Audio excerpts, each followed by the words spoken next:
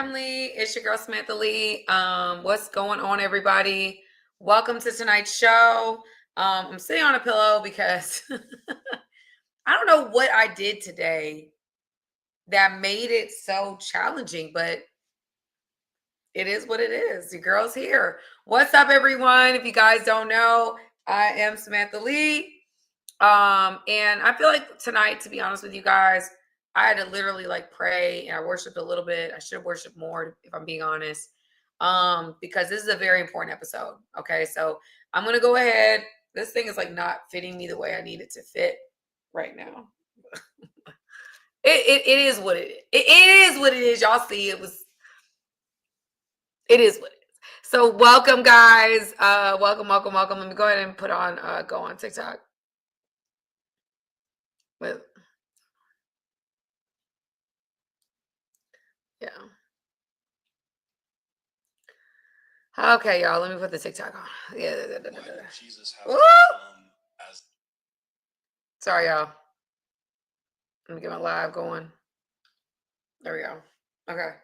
They're gonna be seeing me sit on a pillow because I'm feeling y'all, I'm not like honestly, I'm not short. I'm really not short. Like in real life, like I'm not that short. Like I feel like I'm normal woman height, but like, and I don't know what that is anymore. I might not be.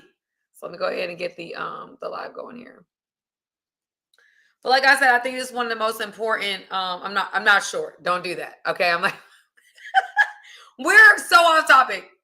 I'm not short. I'm like 5'4", 5'5". Okay, that's not. I don't feel like that's short. I think it's shorter than what people expect because look, I walk heavy. Okay, I walk heavy. So guess what? If I talk like this, I gotta be like little on some level, right? I gotta be somewhat little, but not like little. I don't like being little. Your girl don't want to be little. I'm like, that's like 5'4", 5'5". Anyway, so welcome you guys. If you guys do not know who I am, my name is Samantha Lee. I have a platform. I'm blessed to have a platform on Instagram, TikTok, YouTube, and Facebook. Okay. And so I am a therapist by trade, but I use my platform primarily at this time, if you guys know, to share my spirituality, to share my insights. I am somebody that I'm super passionate, just to let you guys know. I'm not one of those people that,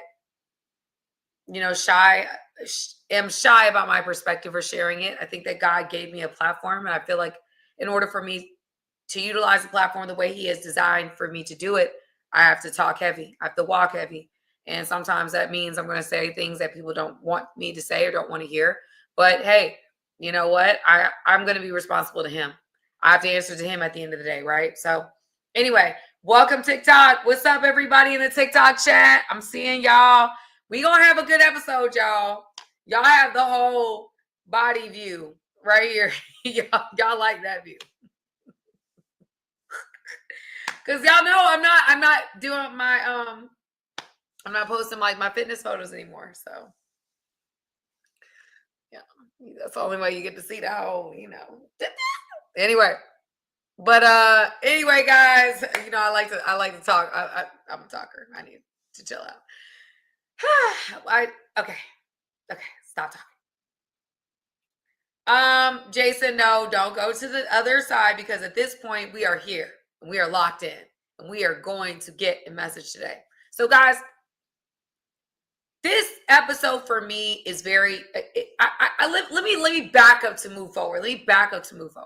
So I have been seeing a lot of people, I've seen a lot of things, and I went to get my lashes done and it just kind of reinforced how I was feeling. And so I really started getting on some stuff. I really started getting on some stuff because I feel very, very passionately about men, right? I do. I have like a heart for men. I have a heart for women as well. I think I've always had a heart for women. I worked with women, when I first started my journey in college, I was working at women's shelters. I was working at sexual assault clinics. I have a heart for women, but I have developed a very passionate heart for men. I really, really do, y'all. I mean, it's to the point that men feel like it's too much. I mean, it's bad.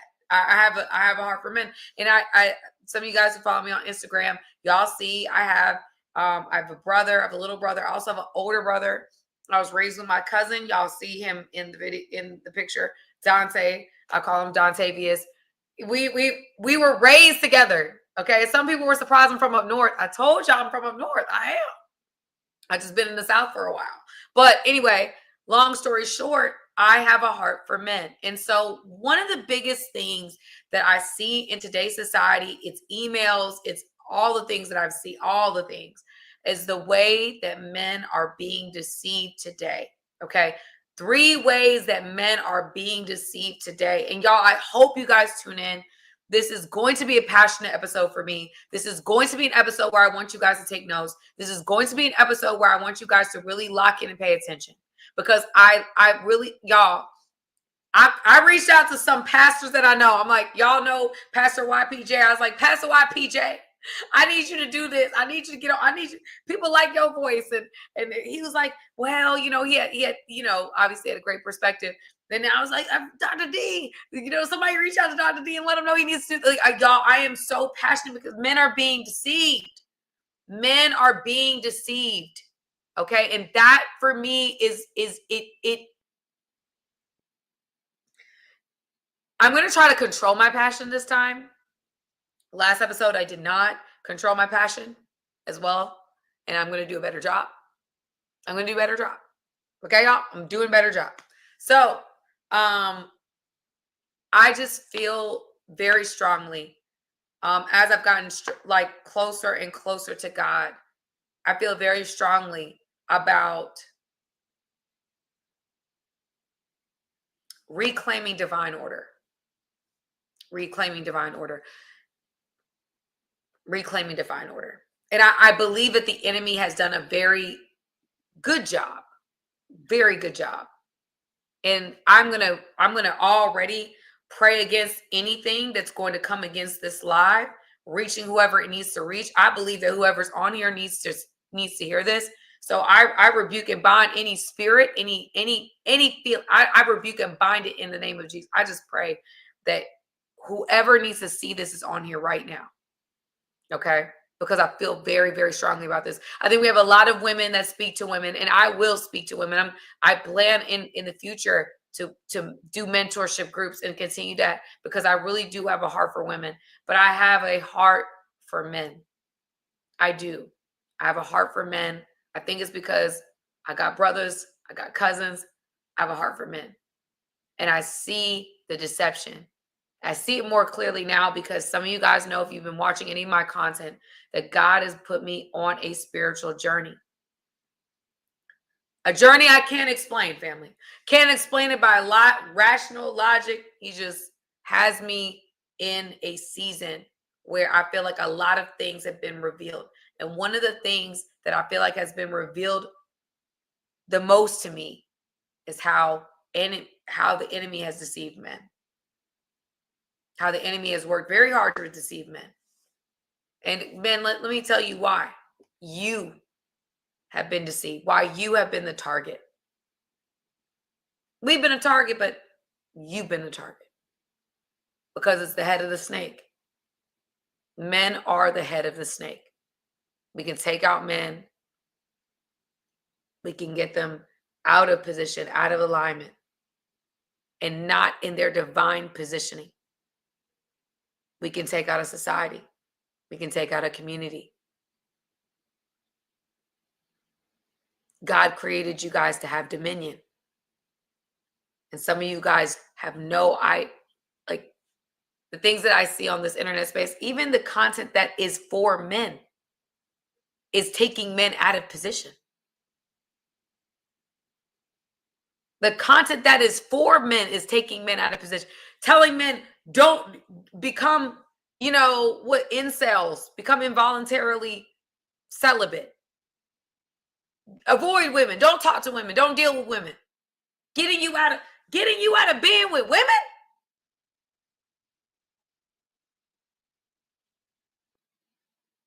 And we can sit here, and I said last week, we can sit here and point the fingers. Women are doing this, men are doing that, women are doing this, men are doing that. We can do that, guys. But the head of the snake is you. Every man that's watching me, the head of the snake is you. And then we can go into the other areas of society that I feel like are in ruin, in shambles.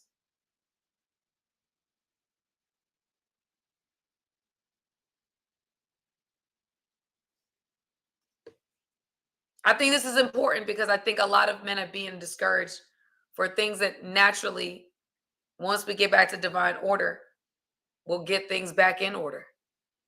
But when we're shying away and discouraging men from entering into relationships, discouraging and causing this fear of commitment, this fear of locking in, this fear of being disciplined, this fear, it's not.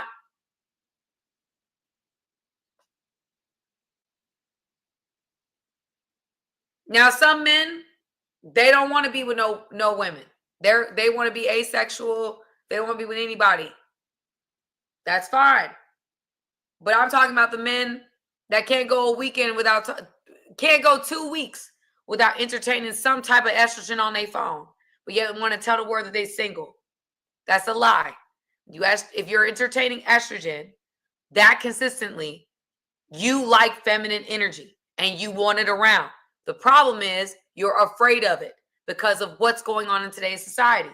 And I get that. I'm not taking that away from you. But at the end of the day, we're not going to sit here and say, oh, it's women's fault. Oh, it's men's fault. That doesn't help anybody. The blame game ain't never saved a relationship in eons. All we can do is focus on becoming, and we attract what we become. I'm tired of people saying, well, women do this, well, men do that. Well, we can do this. We can do that all day. We can do that all day if you want to. No, Daniel, you are the head of the snake. I'm sorry. You are the head of the snake. Men to me, when God created the garden and he decided to create a human being, who did he decide to create first? He created a man, and he said, men have dominion. I want you to name the animals. I want you to name the plants. That is what he did. And then when God saw that he was by himself, he said, it's not good for man to be alone. And he decided to put Adam asleep, take the rib from his flesh, and create a woman. That is what he did. So in my opinion, man has dominion, because in the beginning, God gave man dominion. And what I am seeing in today's world, in today's society, is men saying, no, women don't. Women. No. We've got to stop walking in fear, family. We've got to stop walking in fear. You read Ephesians 5. Who heads household? It's God, man, woman. That is the order. That is the order. God, man, woman. And then guess what happens? Sin enters into the chat. Because Eve is deceived by Eve and Adam. Because if you read the scripture, if you read the text, Adam was standing right next to Eve when the snake starts talking to her. He's standing right next to her. He's not on the other side of the garden. He is right next to her. And he takes the bite of the apple with Eve. He was standing right next to her. He did not stop her. He did not do it. He did what she asked him to do. So when we say Eve deceived him, Eve did not deceive him. The snake deceived them both, because Adam was standing next to Eve. Read it in the Bible. Please don't do this with me, because people be sitting here taking scriptures and running it all amok. Read the scriptures. I'm not going to do this today. Okay? So there we go. We go from there, right? He's standing right next to Eve, and the snake is talking to them both. Eve takes a bite. She gives it to Adam. Adam takes a bite. That's why they both were punished. Both of them. Okay? Here we are. Sin enters the chat. And what I find is that a lot of men from that we see in New Age culture, taking what men were doing in the Old Testament as permission to continue to live in that way. Oh, Solomon had a bunch of wives. Oh, David had a bunch of wives. Oh, Abraham had a bunch of wives. And we also saw how that caused a lot of problems. We saw how there was jealousy and sin that begot from the fact that they had so many women with them. That when God created man and women, if he decided he wanted man to have a bunch of women, do you think that an all-knowing God would have just created Eve and that was it? If he felt like God needed multiple women in a perfect place, he would have given Eve, Amanda, Angelica, Ashley, Autumn, all these different names. That would have been what God did, but no, in divine order. And he continues to talk about that where he says one flesh. He says the two will become one flesh. That's in Matthew. All right. So this whole, because, Solomon did, we are excusing God's tolerance for certain things to be his acceptance of or encouraging. No, if you also read the Old Testament, there was grape in the New Testament. When y'all know what I'm talking about with grape.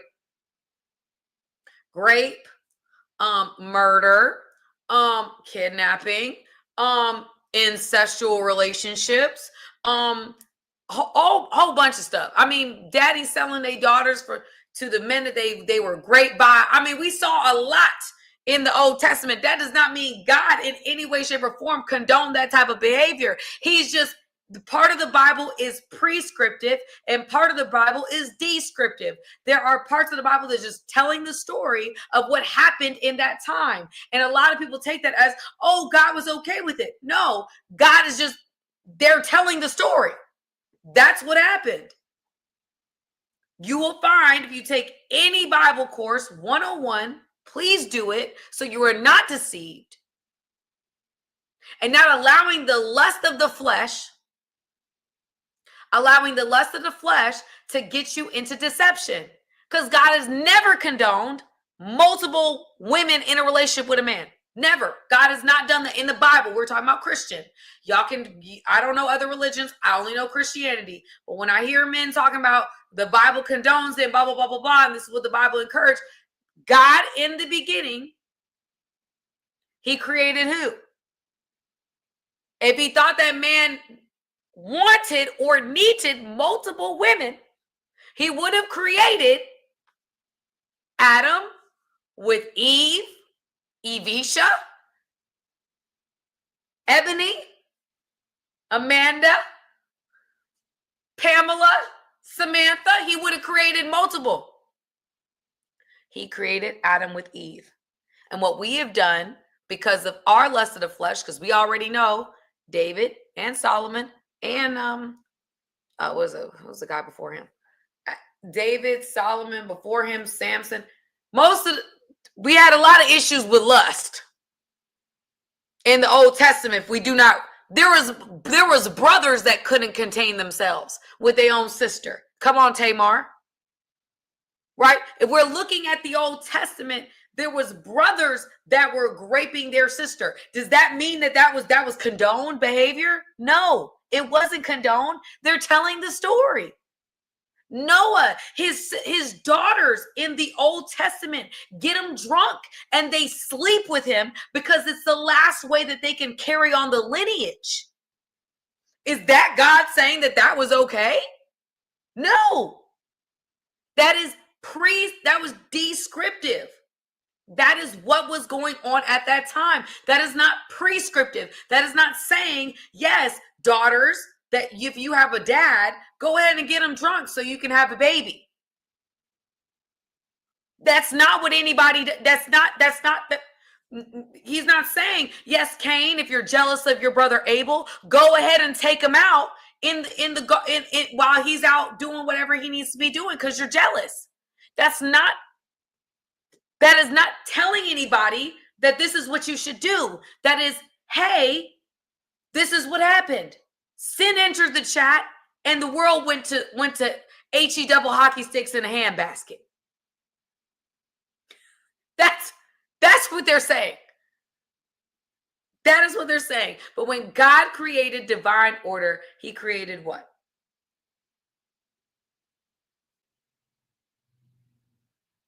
All right. And so men decided to move with lust. They paid the price for that. Both Solomon and David did. They paid the price for it. And that is one of the biggest lies. We're going to talk about the 3 ways men are deceived today. One of the biggest lies that are told to men. One of the biggest ways that men are being deceived is lust. So let's get into the text. Let's get into the text tonight, y'all. Oh, Jesus, Lord have mercy. Y'all not gonna like this one, but it's okay. I love men too much to keep this on to keep this right here, because I actually don't benefit one way or the other. I don't. If you decide to listen or not, it doesn't help me at all. I feel this way because I care. Let's get into it. So 1 John 2:16 says, "For all that is in the world, the lust of the flesh, the lust of the eyes, and the pride of life is not of the Father, but is of the world." 1 John 2:16. That's the New King James Version. And so there's 3 ways that today that men are being deceived. It's been going on since the beginning of time. 3 ways. It is the lust of the flesh, the lust of the eyes, and the pride of life. 3 ways, major ways, men are being deceived today. Okay. And again, you guys, I want to first, somebody hit me with a super chat. So I don't want to, I'm not going to say your name because it's, it could get me banned. But thank you for the super sticker, sir. Thank you guys for all those who contribute to the live. I appreciate you guys, each and every one of you guys, for all the support. I know that right now I'm walking really heavy. I know it's not popular, but I really feel like right now we put a lot of emphasis. We should be putting a lot of emphasis on both parties, both men and women, walking differently. I've spent a lot of my platform talking about women doing this and doing that and this and that and third, and I stand by those things. I do think that women should exercise self-control. I do think that the way that women are hypersexualized in today's culture is offensive to me as a woman of God. I really dislike what I'm seeing. Okay. And I'm not hiding from that. But I've been doing that for years. One thing that I feel like God has really put on my spirit more so than ever is that this conversation isn't being directed towards men. Because if I'm being honest, I get emails from men that are struggling with lust, struggling with corn watch, struggling, not able to control it. It's hard. There's lots of shame. There's lots of guilt. There's lots of depression. Because corn is so easily accessible. And then women, of course, they're showing themselves on Instagram. It's not very hard to get into lust. I mean, it's very, very accessible. It's it's hard. I mean, it's very challenging today to walk a path. But I'm going to encourage you, just because it's hard doesn't mean you shouldn't walk it. I'm going to encourage you that just because it's hard doesn't mean you find a loophole to figure out how to condone the type of relationships you desire because you are walking in lust. Because what I will say, and the Bible is very clear, that road, the road that seems right to a man, leads to what? DEATH. That's where it leads. And if we've watched in our own society how that road has led a lot of men to DEATH, where there are men that have literally lost their lives because they can't control lust. Lost their lives. And I'm not saying in just one way. I'm saying in multiple ways. Where they're sleeping with somebody's wife. They end up getting unalived. Somebody's girl, they get unalived. They talk to somebody's girl online, they get unalived. I've also unfortunately met men that because of lust. They've done things that they are ashamed of, and it's costed them their livelihood, meaning that they're in jail. I've also met men that have unintentionally did things, not even meaning to, but just messing with the wrong woman and end up costing their entire careers. Their careers are tainted for the rest of their career because they mess with the wrong woman on the wrong day. Wrong spirit, wrong energy. I've met men that have costed marriages, jobs, family, relationships with their kids, their own mental health, struggling with lust, can't even. I read an email from a man the other day that can't even get out of his house, struggling with his body, struggling with that lust. He can't control it.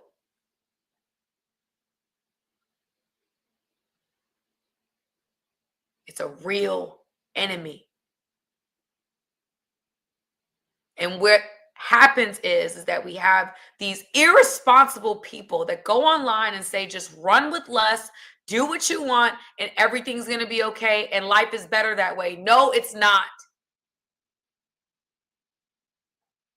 Anything out of order is out of order. It's abused. And now we have, because women see men, because let's be real, guys. Women see men or certain men going after women that put themselves out there in a certain way.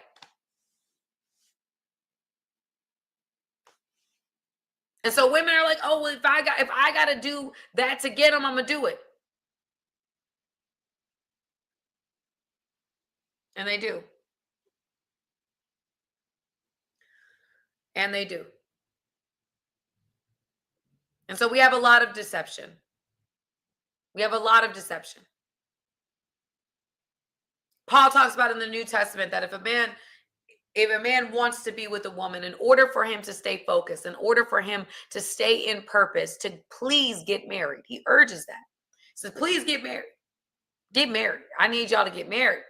Because otherwise than that, you open yourself up to a world of darkness. And what do we see today? Even when men are. Listen, I've talked to men that are. They've been out here smashing and dashing. Back to back to back. Messing with a lot of women. I'd be surprised if I told you the name.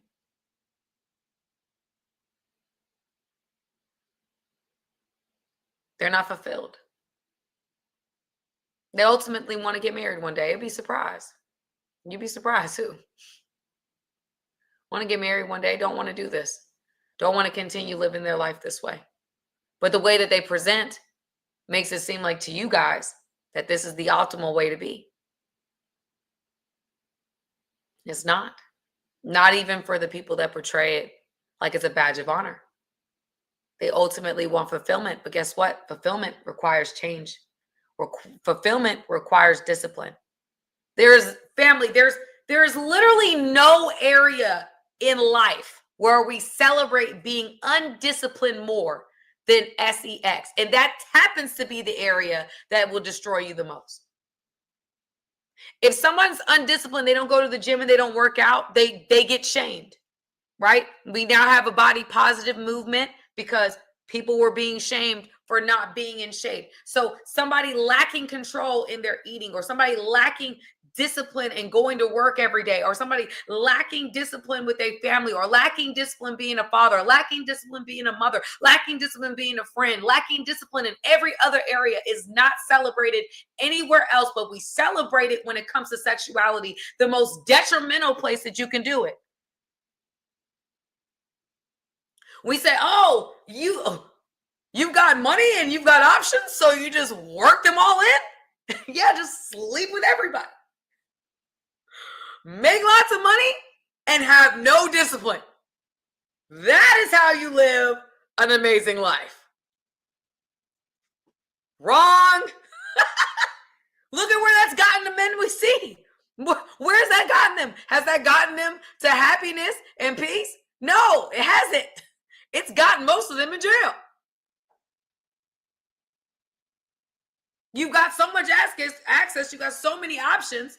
You don't know who you're messing with. You've lost your soul and you've lost your freedom. What's next? I am trying to break the chains of deception. Why am I so passionate? Because I've got brothers.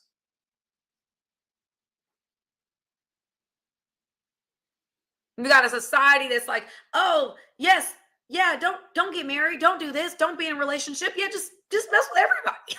Yeah, what? Totally, yeah. I mean, she came on to you, bro. Like, she literally, she just asked for it. Even if she did.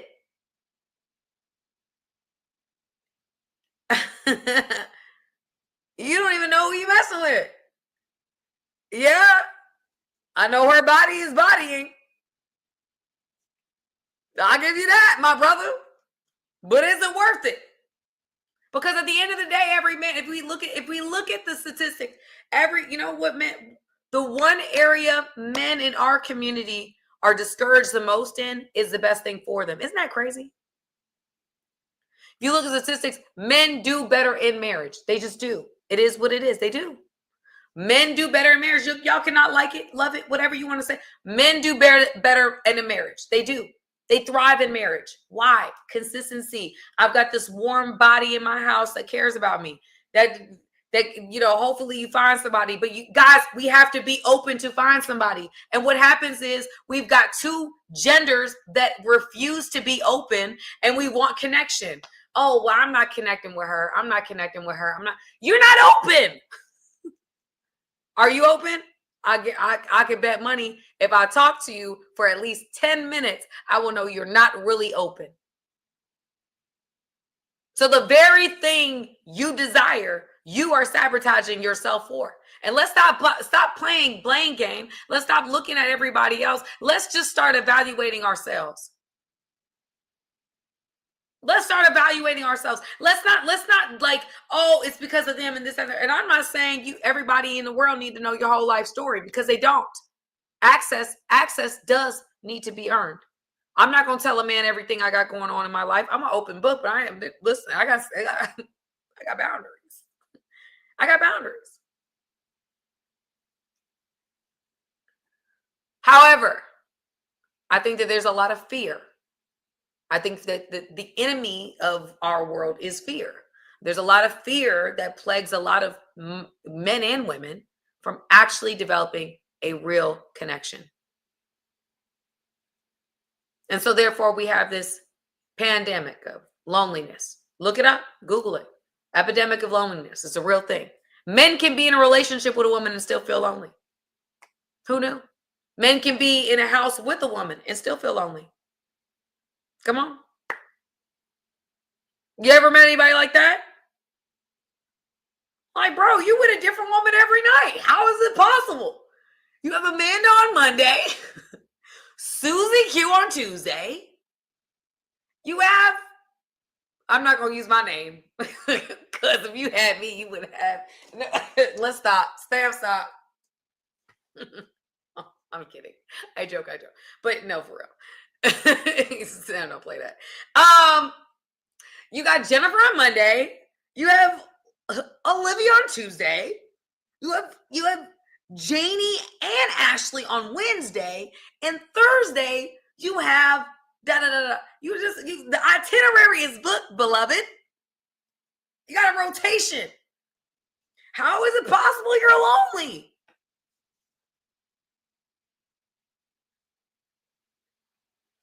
I can tell you why. Because it's not genuine connections you're making. You're not making a deep connection with 82 women. It's just not possible. But I don't think that's the part, family. Everybody desires that. We have a soul. All of us do. All of us have a soul, and we all want our soul to be connected to. But we've been told a lie that we can just give our soul out to all these different people and there's no cost that is paid. There is a cost. Lust is ruining our society. And I'm on a live with men. I'm going to say it. Lust is ruining men. Is ruining every aspect of men, because it's now we've got men coming on saying the Bible said. No, the Bible didn't say that. The Bible didn't say that. Now, if you want to just like they tried to justify slavery with the Bible, try it again, beloved. You're not going to do that with marriage and relationships and doing what you want to do. Just say you want to do what you want to do and you don't have no self-control, because self-control is hard. Discipline is hard. That's not an easy thing to do. It's not easy to be disciplined. It's not going to be easy for a woman to be disciplined, just like it's not going to be easy for a man to be disciplined. Somebody got a dog that came in and licked my face.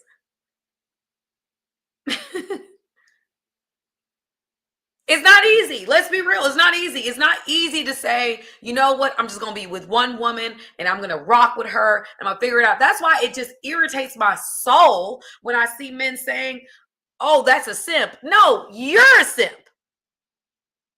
I said it. You're a simp. Committing is not simp behavior. Going down the aisle saying I do to somebody ain't simp behavior.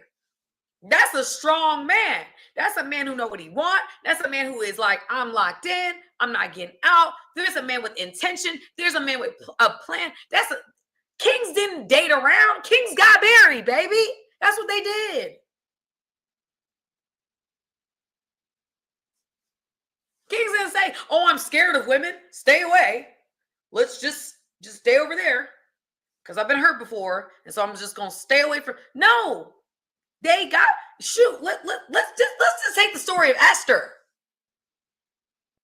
Let's just take the story of Esther. King Xerxes had a wife named Vashti. He asked Vashti to come out. Vashti said, no, I'm not coming out when you want me to come out. Vashti was a little disrespectful. Okay. King Xerxes is like, I'm tired of that. Get Vashti out of the kingdom. I'm done with Vashti. I need somebody to go through the entire province. He's the Persian king. I need to go through the whole entire province, and I need you to find me a good virgin. I'm just being, let's not sanitize Texas. What he said.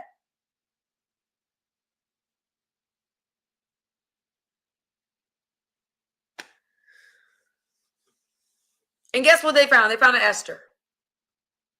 And when they found Esther, they said for him, all the women in the province, they paled in comparison to Esther. Because Esther was bad now. But Esther was favored. Okay? So even though King Xerxes had all access to see all these women, it was like, there's somebody that Esther now. She does something to my spirit. I don't know what it is. I'm just drawn to her. I can't help myself. And so he's like, it's so the people were like, he let his servants know. He's like, listen, there's somebody, get Esther prepared for me, my brother. Get her in the back. She don't need to be in the streets no more. King Xerxes was a man with a plan. He said, listen, get her off the streets. I need her to be prepared for me. Go in a year of sanctification and purification and beauty treatments. And then I need her in my bedroom in about a year. Thank you, guys. And that's what happened. I'm not going to say that's what happened. Mm-hmm. There's something about that Esther, man. So again, y'all, what I'm saying is that when he basically said, who's the fairest of them all? Who's the fairest of them all? Show me all of them. I want to see them all from Persia. Let me see them all. And he saw Esther. He said, oh, Esther. Esther, girl, where you been, baby girl? I need her. Somebody call them. They had whips. They had whips back then. I assume they had whips. I believe they whipped Jesus, so he whipped. Go get her. It's my iPhone cord. It's my iPhone cord, y'all. Go get my Esther. Bring her back to my kingdom.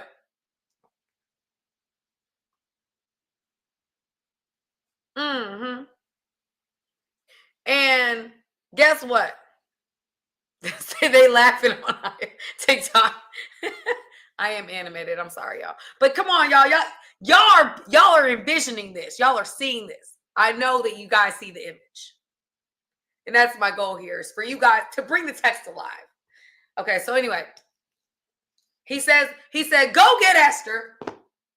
He said, don't let this virgin be out in the streets. I need her back here, because I'm not letting her get married. No.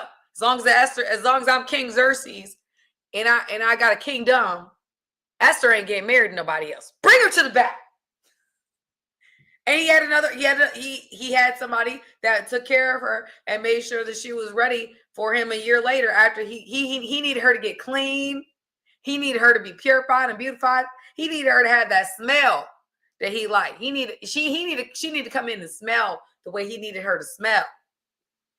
And then a year later, she became queen. Right? So again, I say all that to say, kings ain't gonna sit here and, okay, so Queen Vashti want to act up. Queen Vashti says she don't want to show. Queen Vashti, she want to be disrespectful. Get her out the kingdom. Look, y'all, just like this. Look, get her out the kingdom.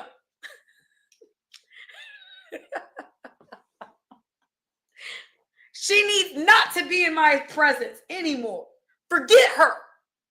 I need another queen. Vashti want to act up. I done gave Vashti all I got. I asked her to come outside. She knows she the baddest in the land. And now she want to act like this. Bring me another one.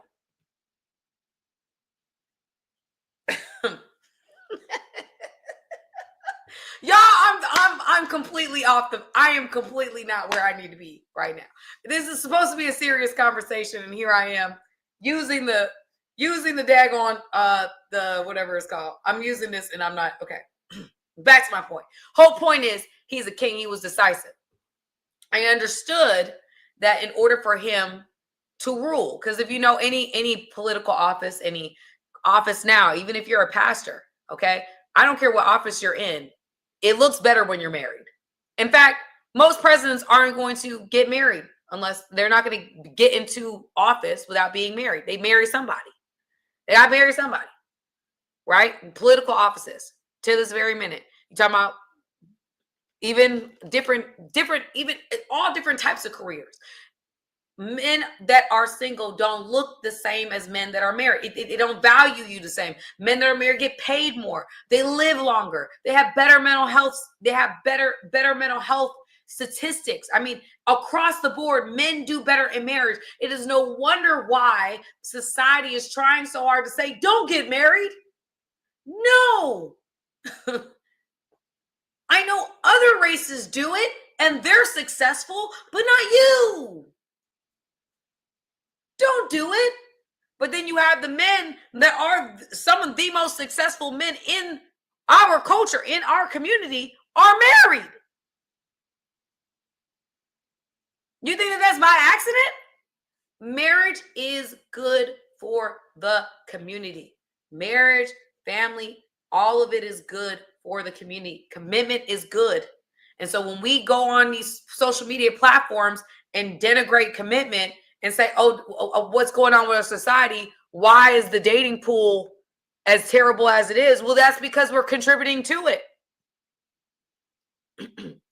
They're contributing to it. We have contributed to this because we don't want to commit, but we want all the benefits of commitment without committing, and then complaining about the women being passed around when you're part of the problem for why women are being passed around, because you're passing them around. Every problem that we have, everything feeds off of each other. If we just get down to the root of the issue, we have more commitment, we have more intentionality. We stop walking. We're not walking heavy. We're walking light. We're afraid of being hurt. We're afraid of taking risks.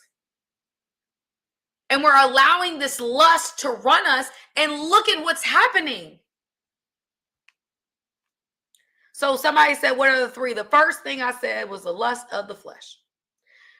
Let's break it down, family, because, I'm going in. This is the craving for sensual or physical pleasure. It's when your body wants something. Sex, food, comfort, substances. And you choose it instead of choosing what God says is holy.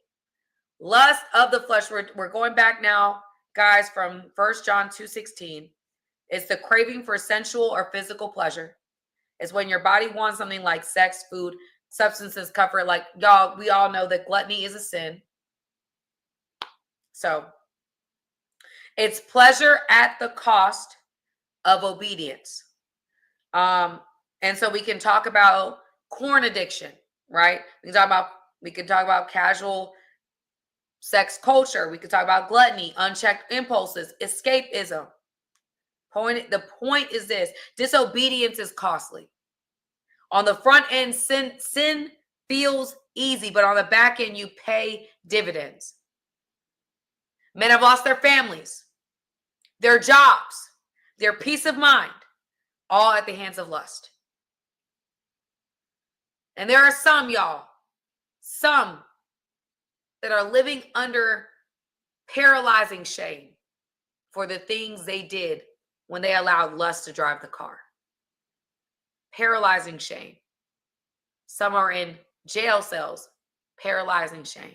Some are in their households and have this corn addiction that they cannot get rid of. Paralyzing shame. Some are struggling that within their marriages. Some are struggling with that on their own. Some are sabotaging every relationship they're in because they cannot control the lust of the flesh. It's the number one way that the enemy has deceived our men. And you reap what you sow in this life. That's law. You reap what you sow in this life. That is law.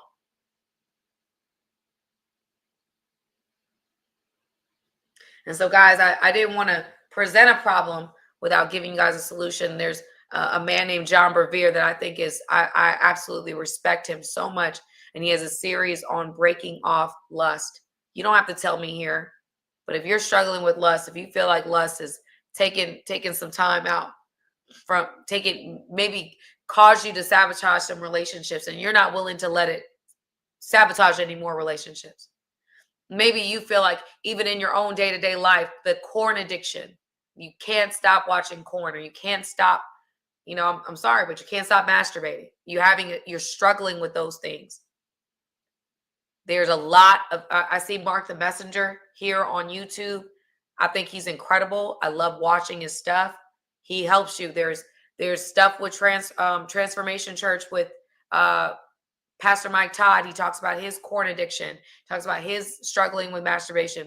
There's a lot of information on here. Men are struggling with lust. I'm getting emails. I know. Y'all can act big bad if you want to here, but let's get delivered. Let's get delivered.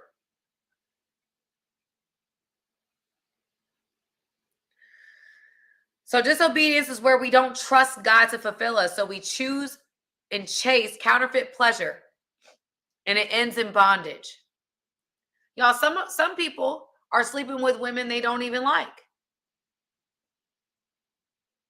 to scratch the itch. Some people are sleeping with people they have no interest of ever talking to again to scratch the itch.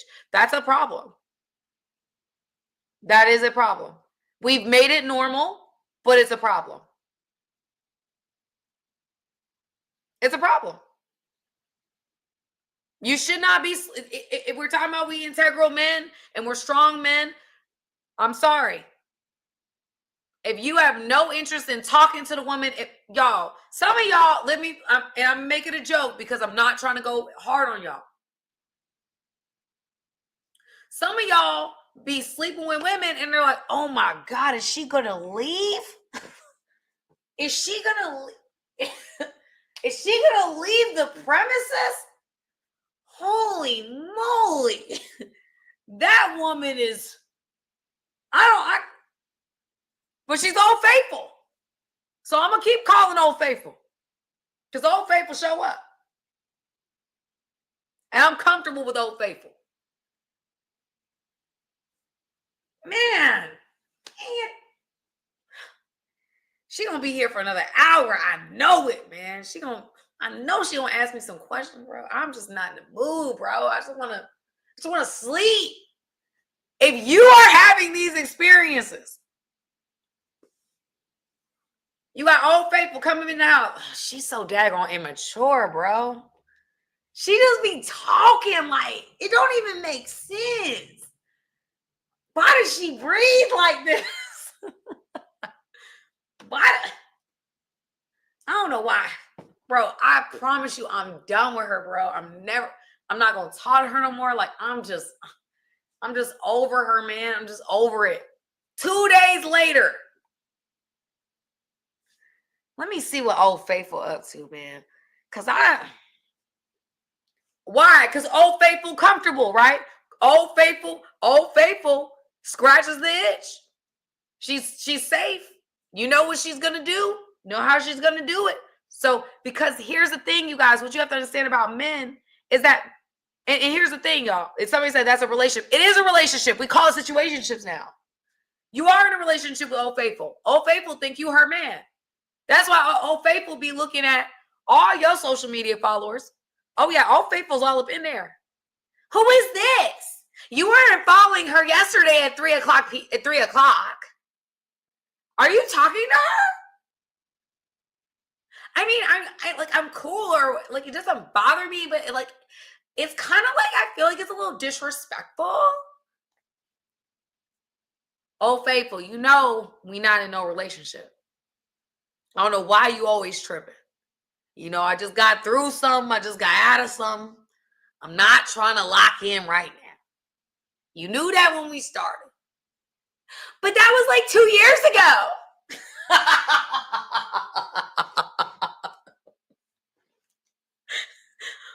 But that was like 2 years ago.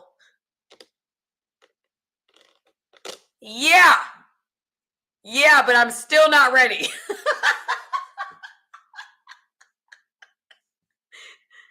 I'm still not at a place where I can handle you. And the truth is, you'll never be at a place where you can handle her. Because you don't want to be with her for real.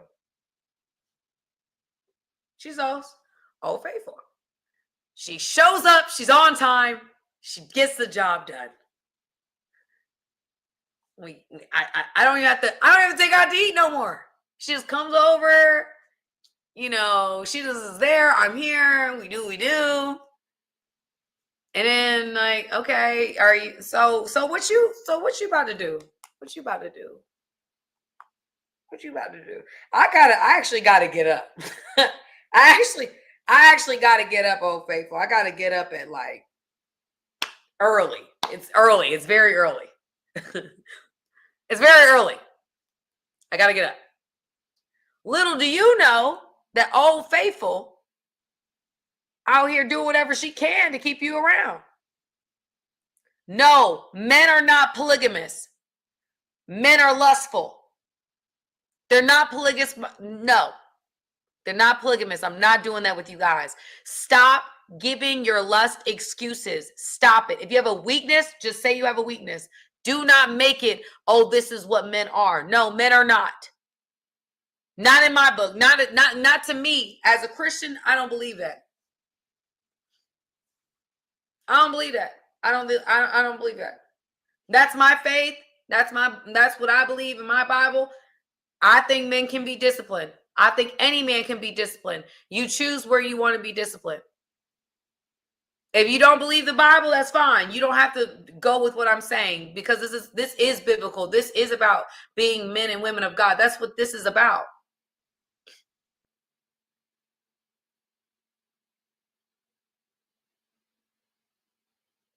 But we allow men to have allowances with lust. Now we're allowing women to have allowances with lust, and we're like, oh, we just do what we want to do. Where in any facet of life do we encourage people to lack discipline? Where? And we wonder why our society is so all over the place and so chaotic and confusing. It's because we're allowing people to lack discipline in areas that matter the most. Stop. I don't want to hear it. You want to give excuses? Go somewhere else. This is not the live for you. But I've seen too many men struggling with lust for you to come on here and give excuses as to why. It's not even helping you. It doesn't even help you.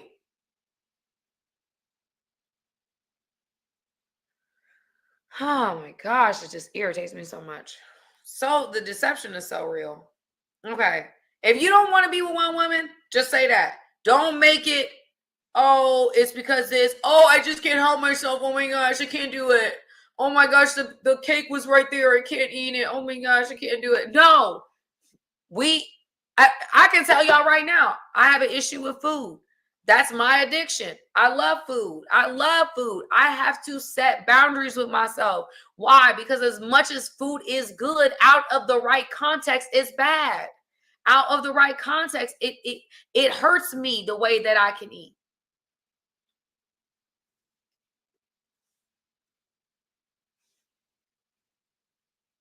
I'm just tired of that. I'm tired of it.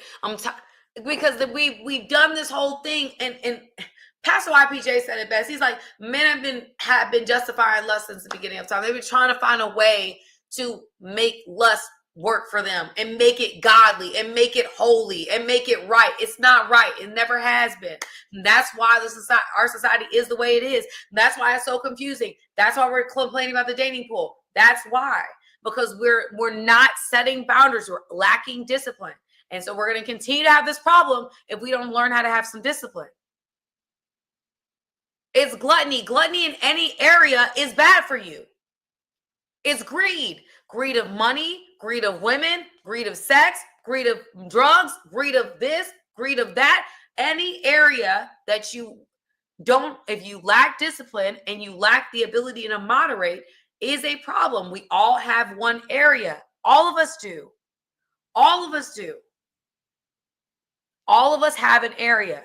But I will say that I think the strength of a man is his ability to control himself. I don't care how much money you have. You can't control yourself. It don't matter. You in love with a woman, you this, that, and third, you can't control yourself. You're not a strong man. Sorry. You don't have dominion over you. So how dare you say you want to have dominion over somebody else? If a man can't control his own body, how can he tell me what to do with mine? If you don't have control over you to where you can say, listen, I run me. My flesh don't run me. The lust don't run me. That's strength.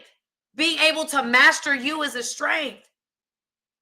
And guys, I'm just as a woman looking at men like Mark the Messenger, like the John Bevere's, like Philip Anthony Mitchell, like the Mike Todds. I'm looking at men that are saying, I have dominion over my body. So you cannot tell me every man don't have no control over his body when I'm seeing examples of men in my day-to-day life that I will not name on here because they're my family or they're my friends, but I see men having dominion. So I'm tired of men coming up here saying they don't got no dominion. You got men like 50 Cent. You got men like Lenny Kravitz with all the options in the world. Justin Bieber, all these different men, Omarion, all these men saying I am literally not sleeping with anybody. I'm being abstinent. A brim? I don't even know what this. Y'all, why are they doing this? I don't know what this is, y'all. I don't even know what a brim is. Why would you call this a pigskin? Y'all, why are they doing this on TikTok? A pigskin? This is just not it, y'all. I don't know what's going on. Okay. But anyway, men can have dominion. That means men can have dominion. So you choose not to have dominion. Don't make it holy. Don't make it righteous. Don't make it, oh, it's meant. No, I want you just say, I don't have dominion. Just say that. Just say, I don't have control over myself. And I don't want to have control over myself. I just want to do me. Okay, cool. Don't make it, don't give a justification for it. Just say, I like being weak in that area. And I'm just going to keep being weak. I'm not going to find a way to have dominion.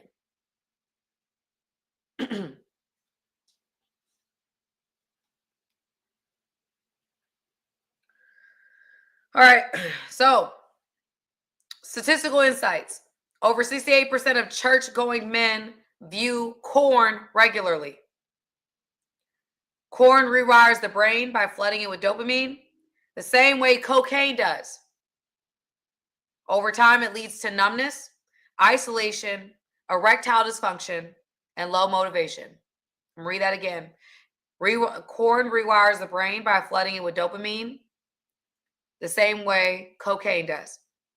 It leads to numbness, isolation, erectile dysfunction, and low motivation. It actually lowers your testosterone levels. That's the reality. Corn sites get more monthly traffic than Netflix, Amazon, and Twitter combined. I'm going to say that one again. Corn sites get more monthly traffic than Netflix, Amazon, and Twitter combined. The enemy is using lust to rob men of clarity, courage, connection, and calling.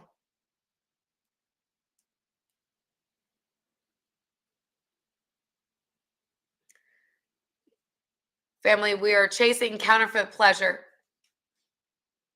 and it ends in bondage. Men that struggle with lust, it's a hamster wheel. It's either new women, new corn site, new video.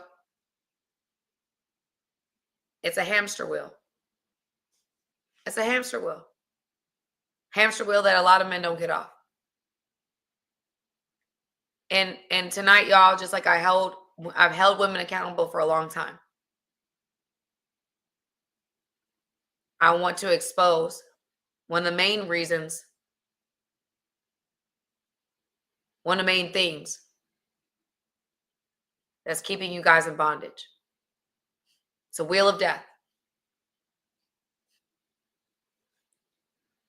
And I'm tired of society finding reasons, loopholes to justify weakness. Doesn't mean you can't get better. You can always get better.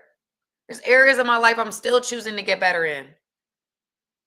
You know, I've been deceived, y'all. I've been deceived in a lot of areas too. I've shared those things with you. But my goal here tonight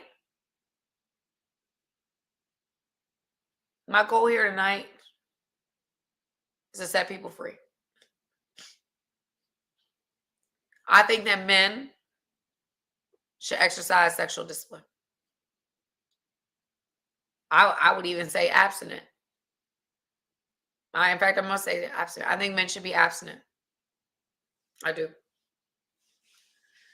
Until they find the right person, I do. Because there's so much going on out here. It's obviously not good for you. I can read even more statistics. I think men should practice discipline before they get into a relationship. Because a lot of men say, hey, I'm not going to be disciplined. And then they think it's an automatic switch. And when they get into a relationship, they automatically become faithful. No. You learn how to say no now. If you're you play any sport, you don't wait till the game to start practicing your jump shot or throwing the football or hitting the hockey puck. You practice before you get out on the field and start playing the game. Some of y'all don't know how to say no now, and then expect when you get with somebody or get in a relationship with somebody that you're automatically like osmosis. No, you learn how to say no now. I learned how to say no now.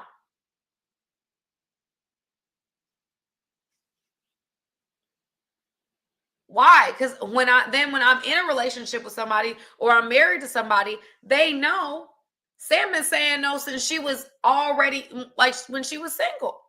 I can trust her. I know she's a disciplined woman. Most people that know me know I'm very disciplined. I try very hard to be very, very I try. I'm not the best at everything, but I try. At least the person that I'll be with will know she's disciplined. When she puts her mind to something, she's going to do her best to get it done. I'm not perfect, but I'll try.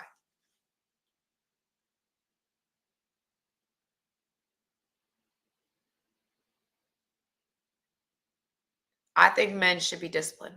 That's why I admire guys like 50 Cent that come out and say they're being abstinent. I think that's amazing.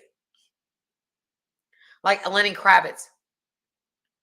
But why do you think these men are making these decisions? Omarion, why do you think they're making these decisions?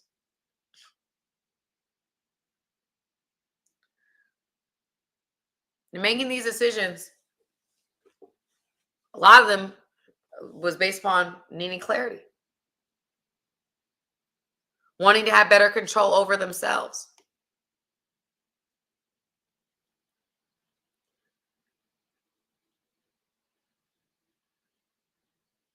Wanting to wait for something that meant something. Having more respect for themselves and for the some of them. I mean, I saw an interview with a guy where he was struggling with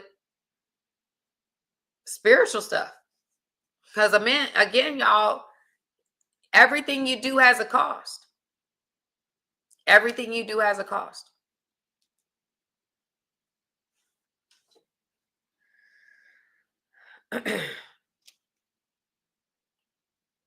Second one is lust of the eyes. The desire to have what you see is rooted in envy, materialism, and comparison. So in 1 John 2:16, the first thing it says is lust of the flesh. The second thing that is deceiving men is the lust of the eyes. It's about wanting what looks good, even if it's not from God. Scrolling social media obsessively, chasing the baddest women, idolizing wealth, and comparing lifestyles. That is the lust of the eyes. Scrolling social media obsessively, chasing the baddest women,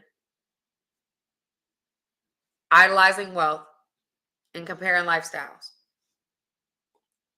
Now, y'all, we know that if you're on social media more than about 2 hours a day, actually, it's not good for your mental health.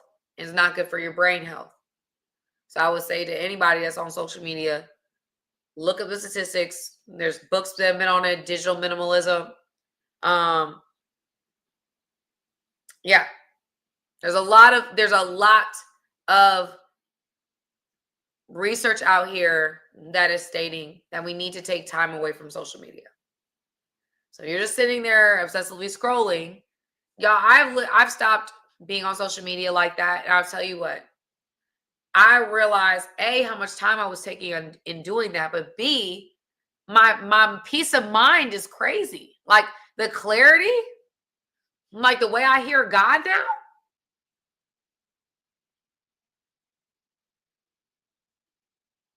It's literally insane. It's literally insane. Being so consumed with everybody's stuff and what everybody's doing, what everybody's thinking, whatever it's consumed. It's too much. So I'll suggest to people that are watching the live, like, that's just statistics show anything over 2 hours a day, you going into a world of issues. And what I did was, like, I went on my social media phone, my phone, and I created like limits on certain apps, that I knew I was on a lot. And I cut that time down. I felt a conviction about it, because it was taking a lot of my time. Some statistical insights is that men exposed to hypersexualized images on social media report decreased satisfaction with their partners. And I've seen this in my own relationships where they're always on social media, they're constantly watching other women, and then they treat their woman or who they're with like they're less than because they don't look like the images they see on social media that don't tend to be real. Right? So we want to make sure That when you're being like your exposure to the images you're watching, you're mindful of what you're allowing your eyes to see and your ears to hear. Your ear gate and your eye gate is a real thing. Protect your eyes, guys. These hypersexualized images, yeah, they look good to look at, but there's consequences. It does not benefit you. Doesn't benefit you now, doesn't benefit you in the relationship. Get focused. Get focused. The average man spends over 2 hours a day on social media, often consuming content that fuels insecurity and lust. The average man spends more than 2 hours a day on social media, often consuming content that fuels insecurity and lust. And 91% of men say advertising influences their desires, showing the power of visual lust in shopping behavior. We see that with our programming and our marketing. The enemy is using what men see to distort what they value.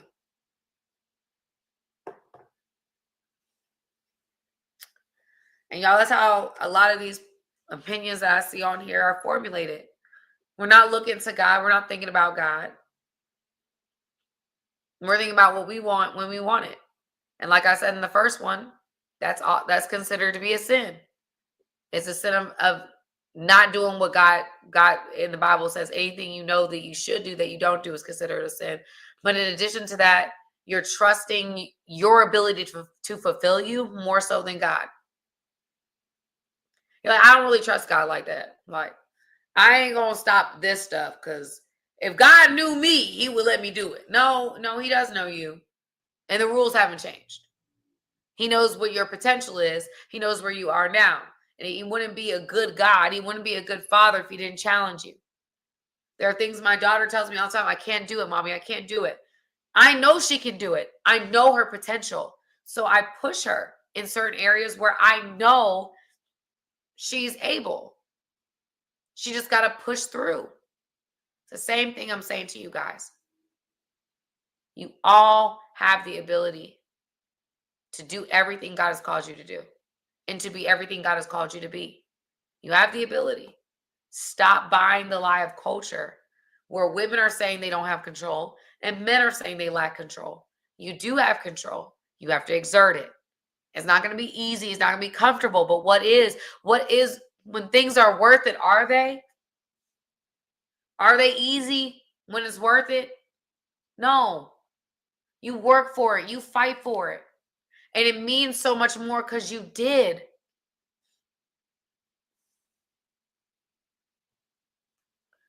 The last thing, third thing that is deceiving men today is the pride of life. The obsession with status, success, and self-glory. It's the belief that I've got this without God. I'm going to say that one again. Pride of life. It's the obsession with status, success, and self-glory. It's the belief I've got this without God. Now, y'all, let's be real. Pride is one of the most dangerous sins that we can fall into. One of the most dangerous sins that y'all, of course, we get congested.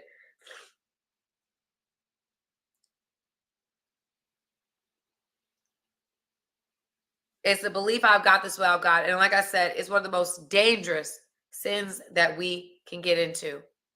There's men that will say, I've got it. I don't need God for this.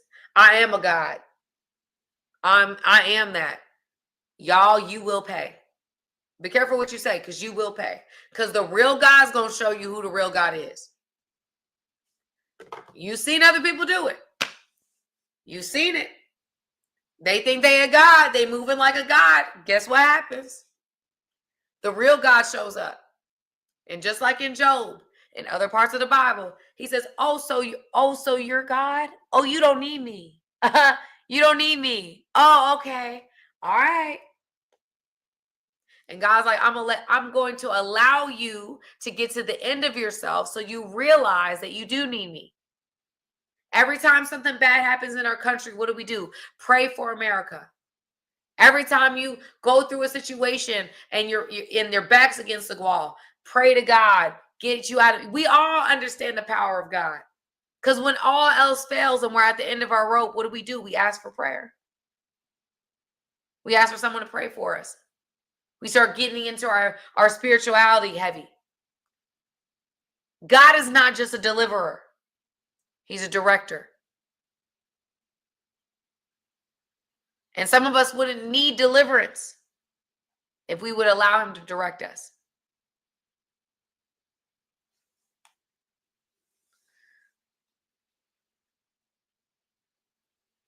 The reality is we aren't gods. We were made in the image of God. We get this God complex and say, oh, I'm a God. Yeah. Okay. God gonna show you better than I can tell you. So go ahead, keep thinking you a God. Keep thinking you more than just made in the image of one. God will eventually show you who the real God is. Because that's blasphemy.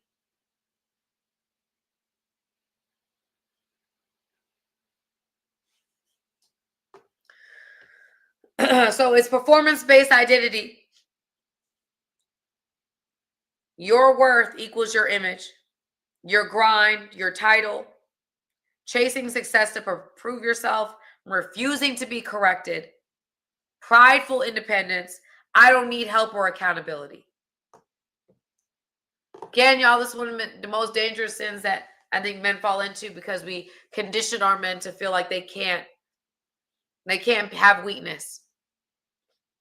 They can't have weakness. They can't be real about their struggles.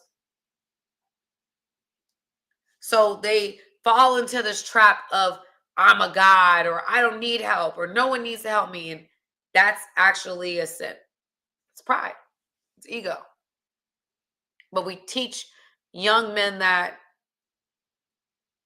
and they perpetuate that, and they need help. We all do. We all do. We all need help.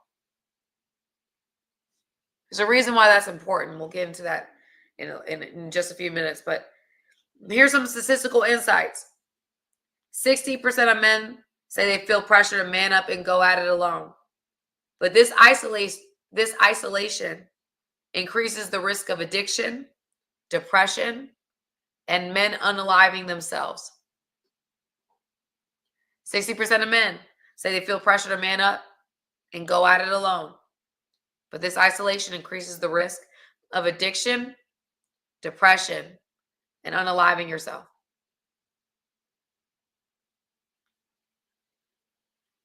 Men are 3.5 times more likely to die by unaliving themselves than women. 3.5 times more likely. Because men don't get help. They suffer in silence. They put on this face. And we have now a culture that is conditioning men to be alone and to really be by themselves. When it's in their benefit. It's in their benefit to be with a woman or to be with somebody. Their purpose partner. It's to their benefit.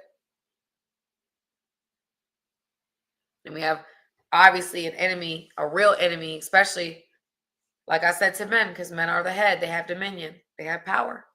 They have authority. This man is separating you guys from your power, separating you guys from your peace, separating you guys from your favor. Corey said 600,000 men died by unaliving themselves last year. 600,000.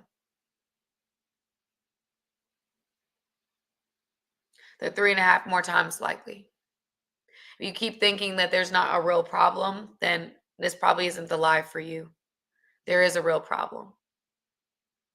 And all of these feed into each other. Men are struggling. And I think a lot of that problem comes solely down to social media and the way that we do the world today. Because we act like lacking or having discipline.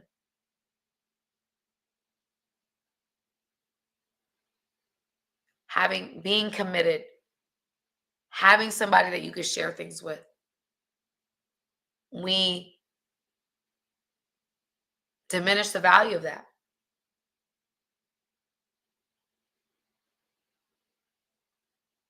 No, men just walk in pride, act like nothing bothers you, act like you have no weaknesses.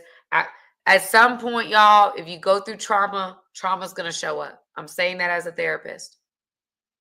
You go through a traumatic experience, a divorce, a car accident, you were in the military, you saw things, you grew up in a violent environment, whatever that is for you, it will show up.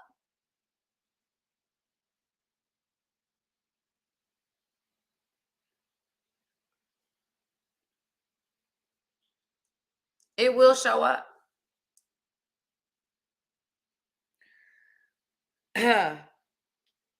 Pride keeps men from therapy. Pride keeps men from mentorship.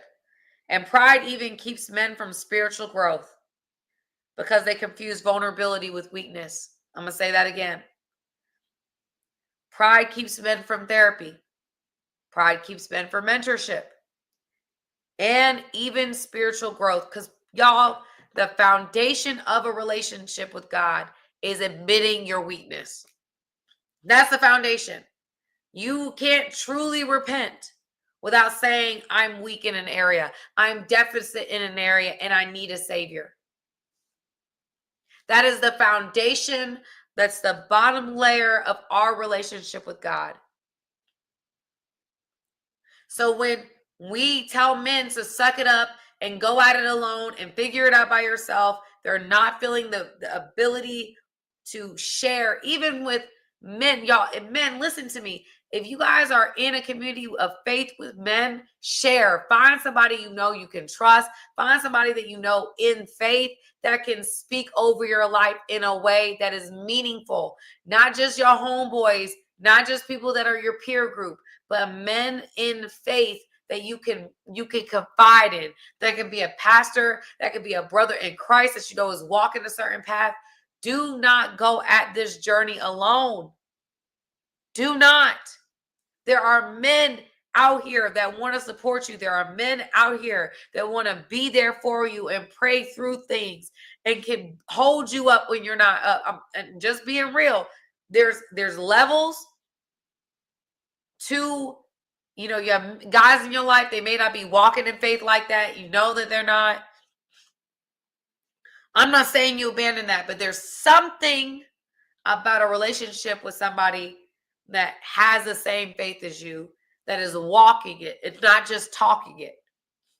There's something about that type of relationship that truly takes you to the next level. You can afford a therapist, get a therapist.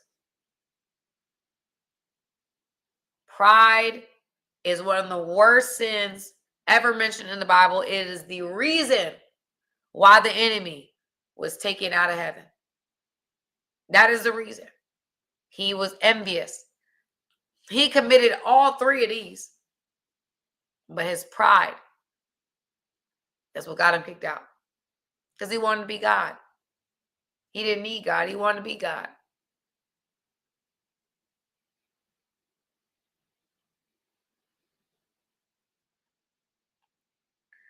Pride is the enemy's way of disconnecting men from the grace of God.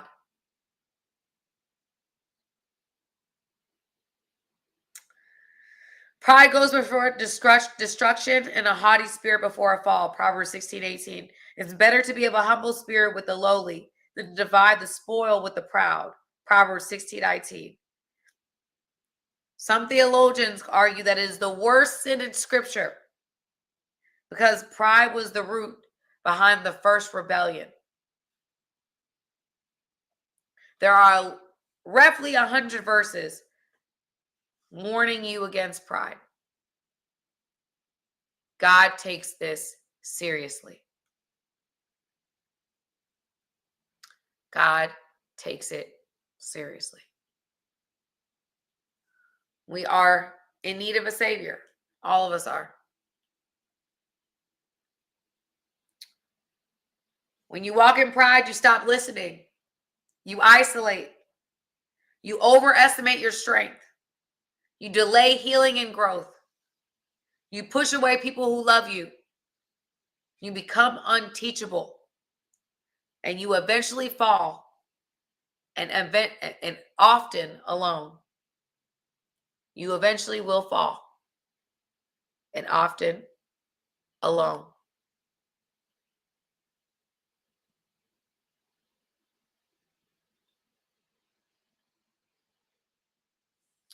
So guys, these are the 3 ways.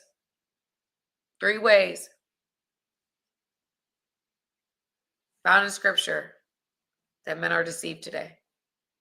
The lust of the flesh, the lust of the eyes, and the pride of life. 1 John 2:16. And we see people every day walking this out. And we see what happens. They fall. We all fall. But it's about how we get back up.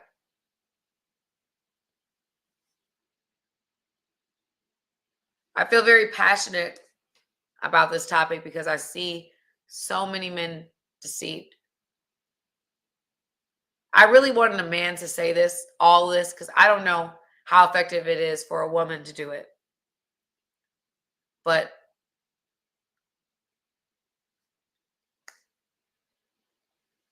here I am, taking my swing at it because I care.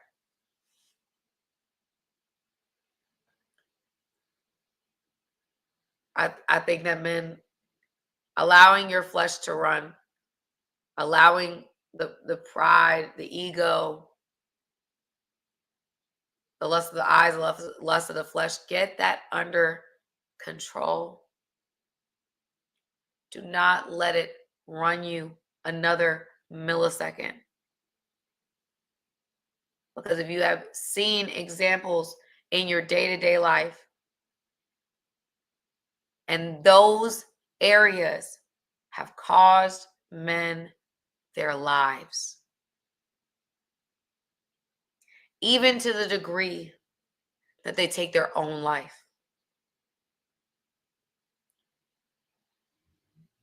And because you don't have anyone or you're isolating yourself, you go and you fall alone.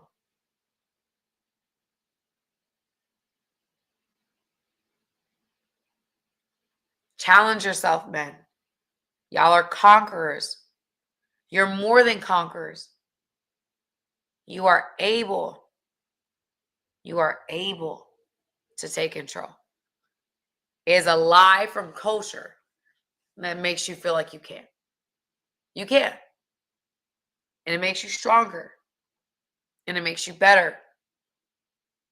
Not only for the right now, for what God is preparing you for. Kendrick Parker says he's been celibate for a year now and he deleted all pictures and videos of women literally today. Good for you, Ken. Good for you, sir. Good for you.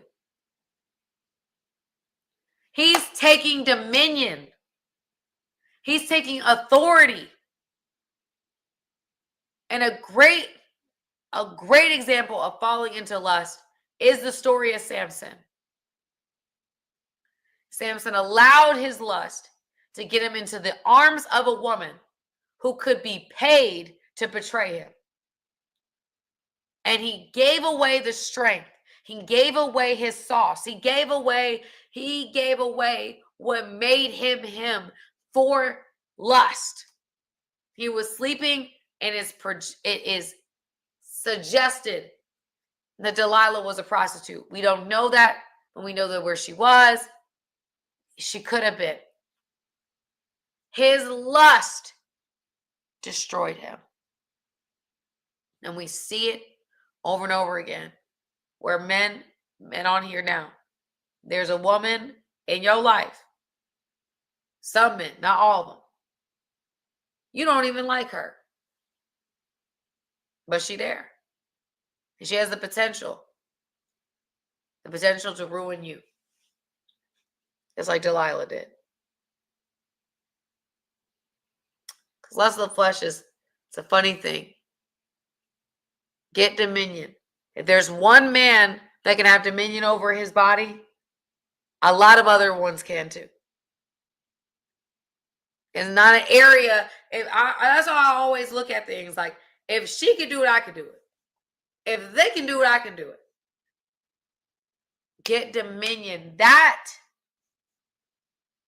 is what ultimately gives you strength. Somebody brings up Solomon. Solomon, at the end, if you look at the story of Solomon, at the end of his reign, he regrets the women he chose. I'm going to read it.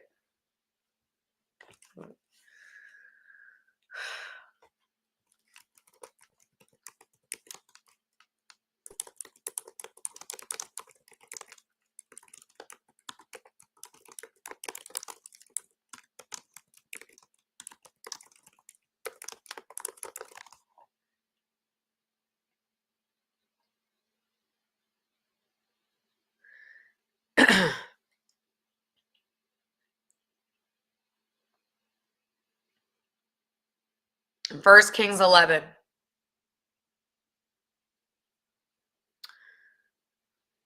Says that, starts the story that King Solomon, however, loved many foreign women.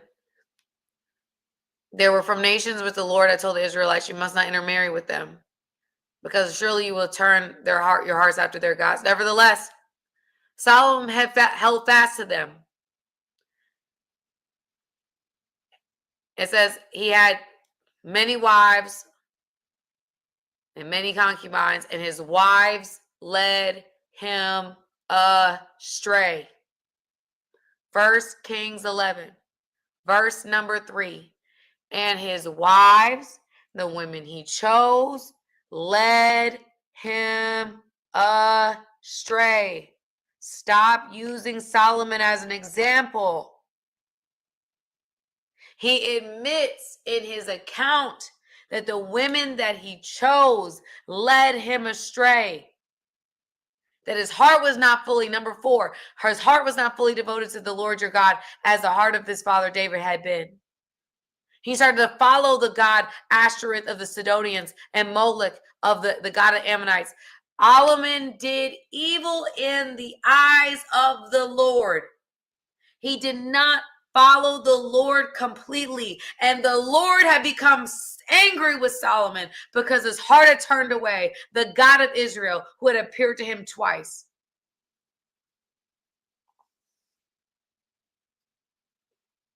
Verse 11, so the Lord said to Solomon, since this is your attitude, and you have not kept my covenant, and you have not kept my decrees, which I have commanded you, I will most certainly tear the kingdom away from you and your subordinates. I will tear it out of the hand of your son. 1 Kings 11. I'm tired of men running with this narrative. 11, Solomon. Okay, go to 1 Kings 11. Stop listening to people who tells you stuff. Start doing your own research. It literally says in 1 Kings 11 that, yes, Solomon made a choice. That choice ended up ruining his kingdom like everybody else. David went with the lust of the eyes. What happened to his kingdom? The only reason why David had a shot at maintaining it being in the bloodline was because He repented. David repented fervently. And God said, I will give you grace. I will keep it in your bloodline, but you're going to pay for this. And David paid for running with flesh. The men that people use to justify staying in lust, every one of them paid the consequences for staying in lust.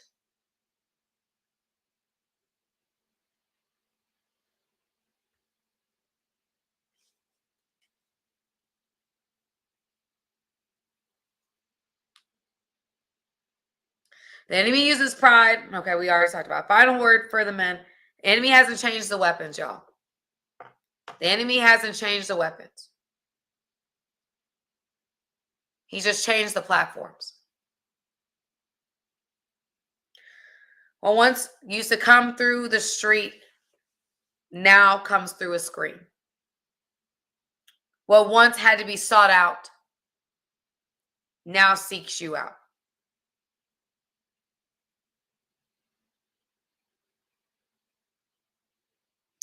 But God has equipped you to overcome it. Corrupt cops. Read verse number 11. Thank you for giving me verse 3. Read 11. You actually just quoted part of the scripture and didn't put the rest of it. That the wives led him astray. And then he got out of the will of God. And then he lost his kingdom. That's the part you're not putting in there. That's the part you're not referencing. He lost his kingdom because of it. David almost did as well, but he repented. But he lost his firstborn son with his wife. And then he ended up having a really hard time in the end when one of his sons tried to take the palace from him. But that's a whole nother story with Absalom. That's a whole nother issue. My whole point is that, guys, God has equipped you to overcome this. Resist the enemy and he will flee. James 4:7. Walk in the spirit and you shall not fulfill the lust of the flesh. Galatians 5:16. Walk in the spirit and you shall not fulfill the lust of the flesh.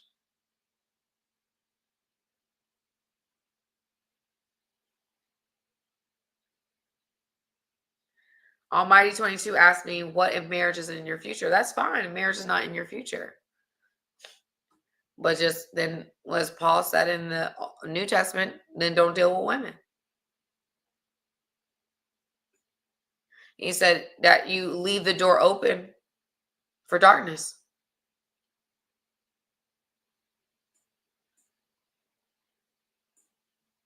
If you don't want to be women at all, that's fine. I mean, listen, y'all, there's people, Paul never was with anybody. He lived his whole life single.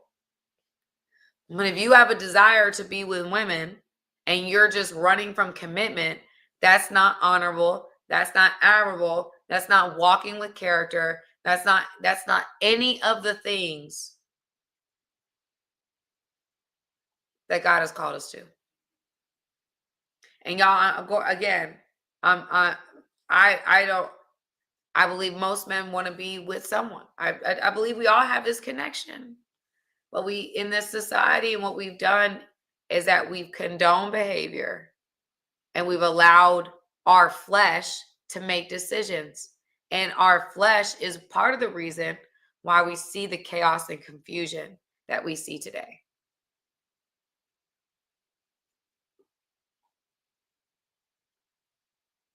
And obviously, y'all, this is just a seed that I'm sowing. You can choose to do whatever you want with it. Now that you've gotten it, now you've listened to it, you're responsible. You're not responsible. God will hold you accountable because you now know you're not in deception. You'll be held accountable, and then we'll see where that leads you. But most of you guys know what the truth is. Y'all know. We can keep saying certain things and doing certain things, but we know. We know. It's not about Jabari in my mind. It's not about what commitment is today. I don't go by today. The Bible is true, remains true. I'm going to go by what the Bible says. What is commitment according to the Bible? That's what I'm going to go with. All this other stuff is gray, and we're creating categories that don't exist. That's part of the confusion. Is that we make all these things up, and then, well, today, I think God will consider a situationship a relationship. No, God is clear. We confuse it. We make it gray. It's black and white. A lot of the loopholes is part of the reason why we have the problems we have.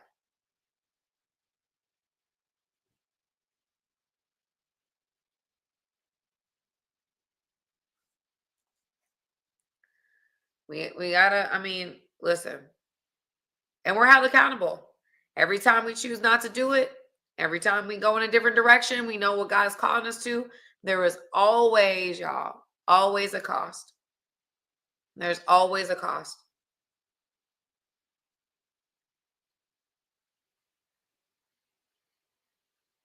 And it really just points down to, like, I don't really trust God like that. Like, I trust him, but I don't want to wait. I don't want to do this. I don't want to do that. Yeah. The road is narrow for a reason. There's only so many people that are going to actually make it to the pearly gates and get let in. Because it's hard. It's not an easy walk. Never was meant to. But the fruit that you just demonstrate in your life determines whether you get into that kingdom and where you fall in that kingdom. And that's just the truth.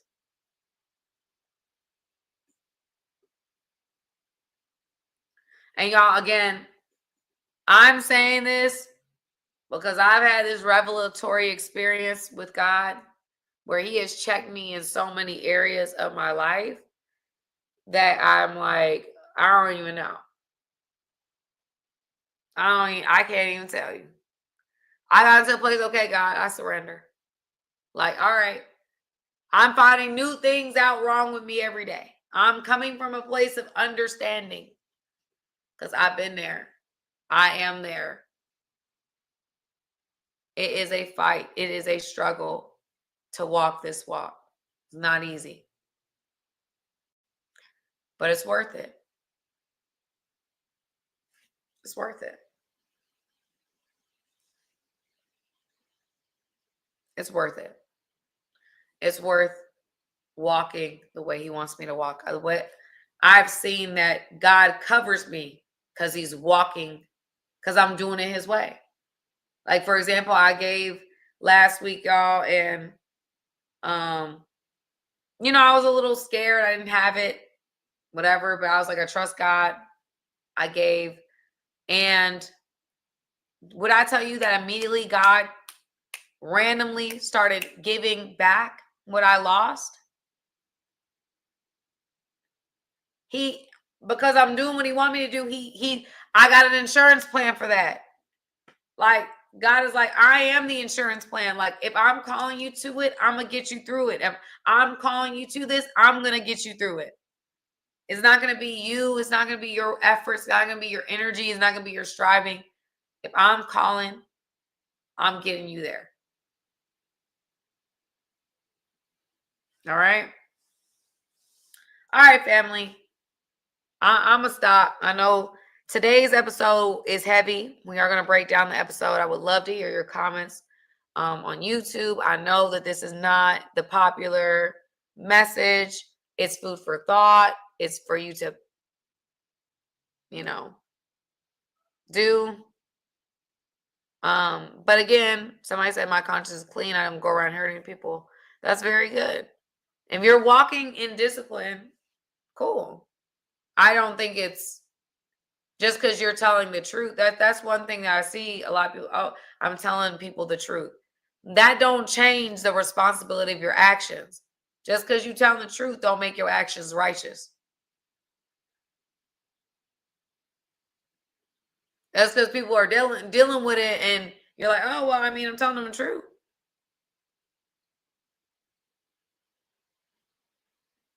That still holds you. You're still being held accountable. God still holds you accountable, whether you're telling them the truth and they're doing it with you, and you're still being held accountable. Like God is still holding you accountable for not walking in the integrity He's called you to.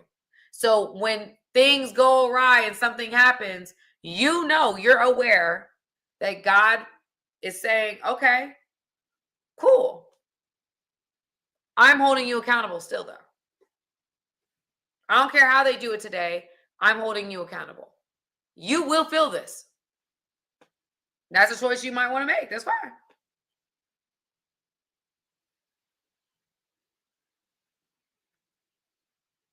Just telling people, oh, you know, I want a relationship. I want to do this. I want to do that. But I'm going to still sleep with you. I'm still going to get the benefits of this relationship, even though I told you the truth. That does not make that right. It does not make that right in God's eyes. It don't make it right. It don't make it right anywhere. If you're not ready for the responsibility of someone, don't mess with them. Leave them alone. Don't stay by yourself. You'll heal quicker, actually. You will heal quicker being on your own than involving people and prolonging your pain. You're responsible. If you're not ready and you over here just sleeping around, you're going to be held responsible. You are. God holds you responsible.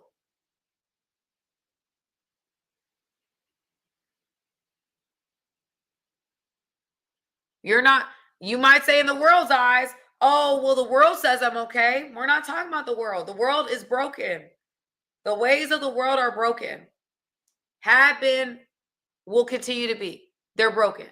So I'm not going against worldly standards. Worldly standards is if you tell somebody the truth and they continue to do it anyway, it's on them. I'm not saying it's not on them, period, because it is on them, but it is also on you.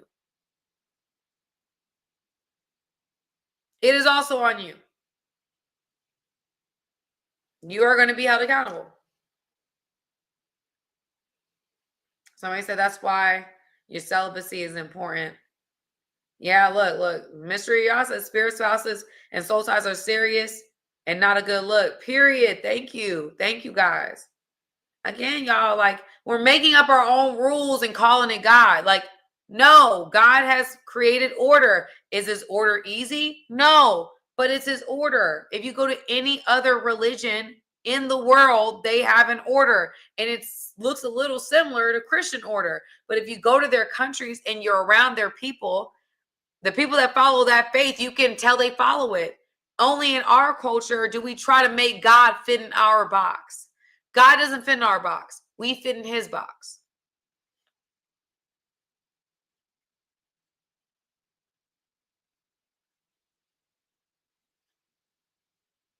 And we're like, oh, well, in today's culture, because everything's so easy, God changes up the rules. No, He don't. He don't. He don't bend to world law. He's God. He don't care what the world look like. The world gonna continue to change.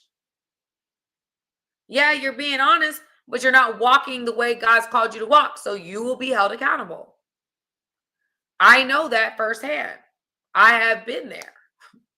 I have been held accountable. It doesn't matter what everybody else is doing. It matters what you're doing with Him. His ways are not our ways. His thoughts are not our thoughts. One thing I do know is that if you're walking heavy with Him, He covers you. You have an insurance plan that beats out any other insurance plan in the world because God is with you. You open up yourself up to miracle signs and wonders because God is with you. That's how you walk heavy.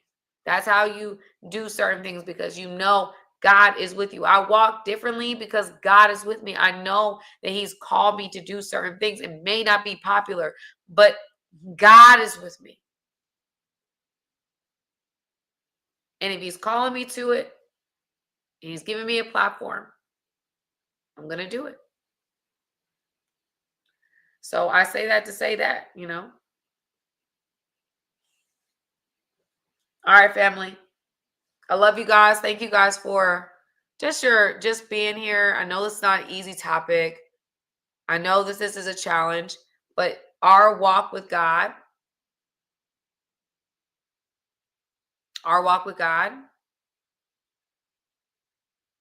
is a thing. It's important. It's important. And I feel like these issues are taking men out. I've seen some dynamic men of God, man, that chase after. I mean, I've seen it. It's beautiful to see. It's beautiful to see. Like I mentioned a couple of men that I watch, Mark the Messenger, John Bevere. I watch Dr. Darius Daniels. I watch Philip Anthony Mitchell. Watch a lot of these guys. They're like walking heavy, and it's beautiful to see masculine men walk heavy. Walk heavy. They know the word. It's just a beautiful thing to see. Like it's just beautiful. I'm seeing a lot. There's a guy that used to watch my channel, or I think still does. Rudy Anthony. I still know that I can't think of the other names I see, but there's like masculine Christianity channels that are popping up now, like men that are reclaiming masculinity for Christian men. I'm loving it, man. I'm loving the movement. The movement is like, I think I heard that Gen X or Gen Zers is like a 25% increase in Christian men turning back to the faith. And it's like an 18% of millennials that are turning back to the faith that are Christian men. Like they're major numbers. You might see 3 or 4% you expect to see, but to see those big numbers, there's a spiritual awakening going on. People are seeing what it really is. It's time. It's time. All right, family. I am sleepy now, but I love you guys so much. I've given you guys everything I got. Giving you the best that I got. I gave you all that. I have nothing left. I hope that God sends this live to whoever needs to send this. We are going to clip up this episode. I'm sorry it was so long, but I have so much to say. And yeah, it's very important. All right. I love you guys. Have a good night. And I will see you guys. Might jump on here tomorrow. So I'll see you guys soon. Bye-bye.